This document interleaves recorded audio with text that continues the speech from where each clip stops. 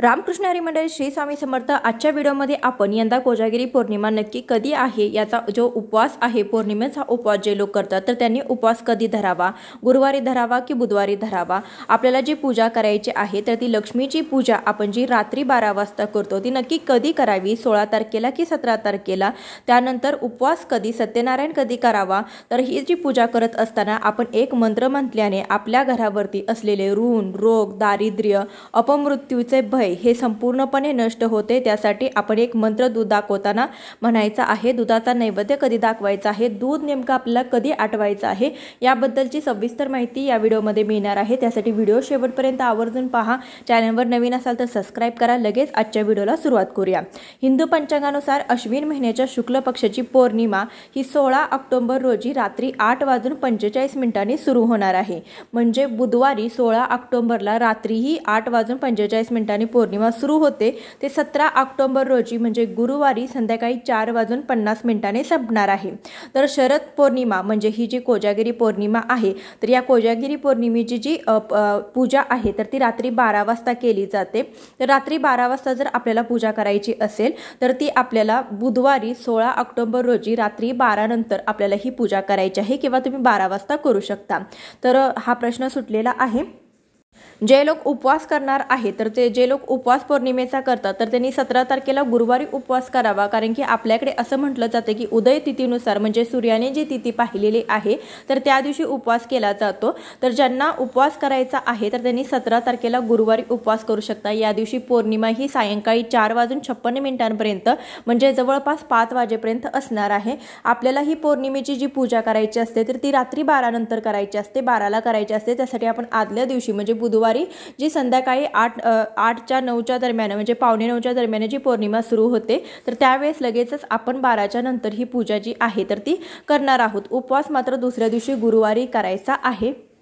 बरेच जण प्रत्येक पौर्णिमेला सत्यनारायणाची पूजा करतात। तर जे लोक सत्यनारायणाची पूजा करणार आहात तर सत्यनारायण हे प्रदोष काळामध्ये केलं जातं, म्हणजे 5 ते 7 ते 8 या वेळेमध्ये म्हणजे जवळपास दिवे लागण्याच्या वेळेमध्ये सत्यनारायण पूजा केली जाते। परंतु जर दिवे लागण्याच्या वेळेसमध्ये आपण बघायचं गेलं तर पहिल्या दिवशी पौर्णिमा सुरू होते ती देखील रात्री 8:45 नंतर सुरू होत आहे आणि दुसऱ्या दिवशी देखील 5 वाजेपर्यंतच ही पौर्णिमा असणार आहे। म्हटल्यानंतर आपल्याला प्रदोष काळामध्ये अशी पौर्णिमा तिथी ही लागू पडत नाही, परंतु आपल्याकडे उदय तिथीनुसार ज्या दिवशी सूर्याने तिथी पाहिलेली आहे तर त्या दिवशीचा दिवस हा खरा मानला जातो। त्यामुळे सत्यनारायणसाठी तिथी जर तुम्ही बघायला गेला तर तिथी ही पौर्णिमा तिथी दोन्ही दिवशी तुम्हाला सापडत नाही, कारण की पहिल्या दिवशी देखील प्रदोष काळामध्ये पौर्णिमा नाही आणि दुसऱ्या दिवशी देखील प्रदोष काळापर्यंत पौर्णिमा संपलेली आहे। त्यामुळे उदय तिथीनुसार गुरुवारी 17 ऑक्टोबर रोजी तुम्हाला सत्यनारायण करायचं आहे। उपवास देखील आपल्याला गुरुवारीच पौर्णिमेचा धरायचा आहे। जे लोक कन्यापूजन करणार आहेत म्हणजे ज्यांना मासिक धर्म असेल, सुतक असेल, काही अडचण असेल तर त्यांनी नवरात्रीमध्ये ज्या काही सेवा केलेल्या नाही तर त्या सेवा त्यांनी या कोजागिरी पौर्णिमेच्या दिवशी केल्या तरी देखील चालतात। तर या दिवशी ज्यांना कन्यापूजन वगैरे करायचं आहे तर त्यांनी गुरुवारी कन्यापूजन करायचं आहे। दिवसभरामध्ये तुम्ही कधीही कन्यापूजन करू शकता किंवा ज्यांना कुंकुमार्चन करायचं असेल, देवीची ओटी भरायची असेल, ज्यांच्या काही सेवा राहिल्या असतील तर त्यांनी ज्या राहिलेल्या सेवा गुरुवारी केल्या तरी सुद्धा चालतील।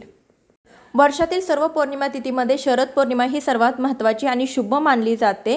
या दिवशी चंद्रप्रकाशामध्ये खीर तयार केली जाते। शरद पौर्णिमेच्या रात्री देवी लक्ष्मी पृथ्वीच्या दर्शनासाठी येते आणि भक्तांना सुखी आणि समृद्ध होण्याचा आशीर्वाद देत असते। देवी लक्ष्मी या रात्री चंद्रमंडळातून पृथ्वीवरती अवतरते आणि भक्तांना को जागरती म्हणजे कोण जागा आहे असं विचारत असते। म्हणजे जे कोणी जागर राहून तिची पूजा करत असतात, आराधना करत असतात, उपासना करत असतात, ज्या काही सेवा करत असतात तर त्या माणसांना ती सुखी आणि समृद्ध होण्याचा शुभ आशीर्वाद देत असते। त्यासाठी कोजागिरी पौर्णिमेच्या रात्री जागरण करण्याला अनन्यसाधारण असं महत्त्व आहे।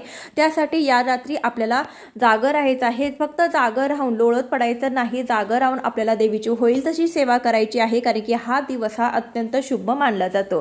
त्यासाठी रात्री 12 वाजता तुम्ही नक्कीच देवीची पूजा करू शकता। पूजा कशी करावी याचा सविस्तर व्हिडिओ आपल्या चॅनलवरती अपलोड झालेला आहे, तो पाहून तुम्ही या दिवशी लक्ष्मीची सेवा करू शकता, पूजा करू शकता। त्यामध्ये पूजा मांडणी सांगितलेली आहे, त्यानंतर कोणकोणत्या सेवा कराव्यात, पूजा करत असताना कोणत्या मंत्राचा जप करावा, पूजा झाल्यानंतर कोणकोणत्या 12 वाजता सेवा कराव्यात याबद्दलची सविस्तर माहिती सांगितलेली आहे। प्रत्येक व्हिडिओमध्ये तेच सांगितलं तर व्हिडिओ खूप मोठा होत असतो। त्यासाठी अगोदरचा शेवटचा व्हिडिओ तुम्ही नक्कीच पाहू शकता। या दिवशी चंद्र देखील त्याच्या 16 टप्प्यांनी पूर्ण होतो आणि अमृताचा वर्षाव करतो। चंद्राच्या किरणांमध्ये ठेवलेल्या खिरीचे सेवन केल्याने अनेक रोग देखील दूर होतात असं देखील म्हटलं जातं।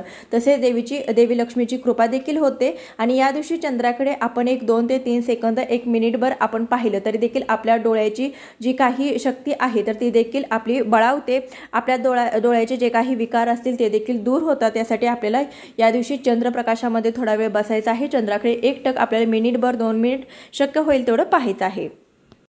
कोजागिरी पौर्णिमेच्या दिवशी चंद्रप्रकाशामध्ये दूध आटवले जाते आणि या दुधाचा नैवेद्य माता लक्ष्मीला दाखवला जातो आणि त्यानंतर हे दूध ग्रहण केले जाते। याचा प्रसाद म्हणून सर्वजण ग्रहण करतात, त्यामुळे अनेक रोग दूर होतात। तर हा दुधाचा नैवेद्य कधी दाखवावा तर 16 ऑक्टोबर रोजी चंद्रोदय हा 5:05 असणार आहे। तर तुम्ही यानंतर दूध करायला घेऊ शकता किंवा 9 वाजेपर्यंत तुम्ही जेव्हा पौर्णिमा सुरू होते तर तोपर्यंत तुम्ही दूध हे तयार करून घेऊ शकता आणि त्यानंतर हे दूध देवीला नैवेद्य दाखवून त्यानंतर चंद्रप्रकाश मध्ये ठेवू शकता किंवा तुम्ही पहिल्यांदा चंद्रप्रकाशामध्ये 1-2 तास ठेवलं त्यानंतर संध्याकाळी जेव्हा तुम्ही पूजा करता त्यावेळेस ते जे दूध आहे तर ते दूध तुम्ही लक्ष्मीला दाखवलं आणि त्यानंतर तुम्ही ते प्रसाद म्हणून ग्रहण केलं तरी सुद्धा चालेल।